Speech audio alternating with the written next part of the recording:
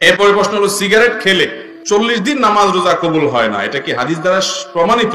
ধূমপানকারীর মুখ থেকে যে দুর্গন্ধ হয়, ধূমপানকারী নিজে যারা আছেন, আমি মাঝে মধ্যে বলি ভাই, নর্দমার কাছে, ড্রেনের কাছে গিয়ে একটু ড্রেনের গন্ধটা শুকে, এরপর নিজের মুখের গন্ধটা শুকে দেখেন যে ওইটার চাইতে আপনার মুখের গন্ধ মারাত্মক।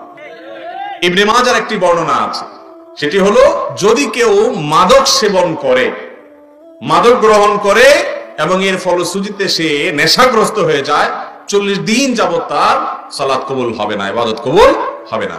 তো ধূমপানটা তো, এটা তো এর ফলে এক নম্বর কথা হলো মানুষ আসক্ত হয় না, মাতলামি করে না, মাতলামি আসে না।